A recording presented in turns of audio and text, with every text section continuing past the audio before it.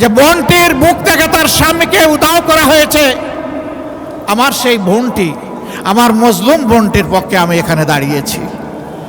যে কচি সন্তানগুলোকে এতিম করা হয়েছে, আমি সেই এতিম অবুঝদের পক্ষে এখানে দাঁড়িয়েছি।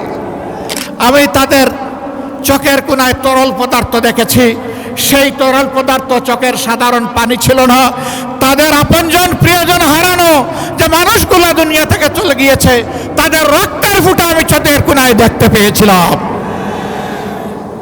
অনেকেই আবার ওই সেই পুরাতন ফেসিবাদের এপ্রন গায়ে দিতে চায়। তাদেরকে আমরা বলি, যুব সমাজ জানিয়ে দিয়েছে, আমরা ওই বস্তা পচা পুরানা বন্দোবস্ত চাই না।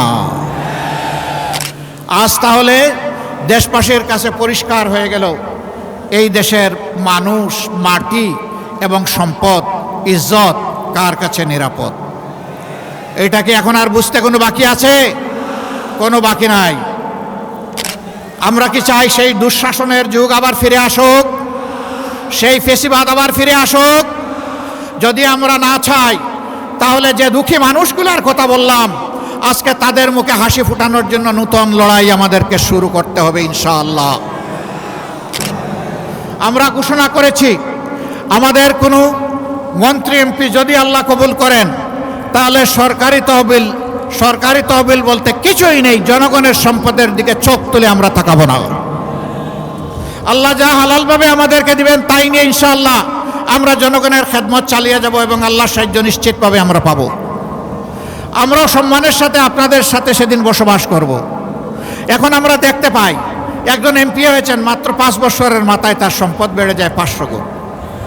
জিজ্ঞেস করা হয়, আপনার ব্যবসাটা কি ছিল? বলে যে মাছ চাষ। জিজ্ঞেস করা হয়, মাছের গেটটা কোথায়? বলে আমি সঠিক বলতে পারবো না। সম্মানিত ভাইরা, পানির নিচে দেখা যায় না তো, এই জন্য হিসাব মিলাইয়া দিয়া দেয়। আমরা ওই রকম মাছ চাষি হব না। হ্যাঁ, আমাদের মধ্যে কেউ যদি মাছ চাষি হন, তিনি ন্যায্যতার ভিত্তিতে হালালভাবে মাছ চাষ করবেন ইনশাআল্লাহ।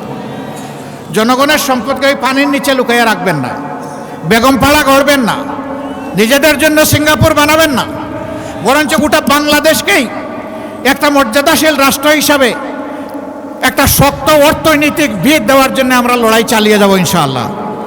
আমরা জানি এই ব্যবস্থাকে অনেকে পছন্দ করে না, অনেকেই আবার ওই সেই পুরাতন ফেসিবাদের এপ্রন গায়ে দিতে চায়। তাদেরকে আমরা বলি, যুব সমাজ জানিয়ে দিয়েছে, আমরা ওই বস্তা পচা পুরানা বন্দোবস্ত চাই না।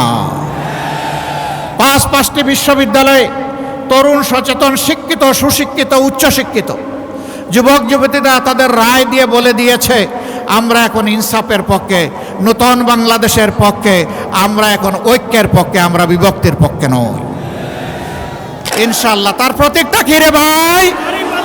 বোনেরা কি? আরো জুড়ে 12 তারিখ বিজয় হবে ইনশাআল্লাহ। মোবারকবাদ সবাইকে। আসুন এবার একটা আওয়াজ ছড়িয়ে দেই সারা বাংলায়, লিল্লাহি তাকবীর, লিল্লাহি তাকবীর, ইনকিলাব, ইনকিলাব, ইনকিলাব, ইনকিলাব, ইনকিলাব জিন্দাবাদ। আসসালামু আলাইকুম ওয়া রাহমাতুল্লাহ।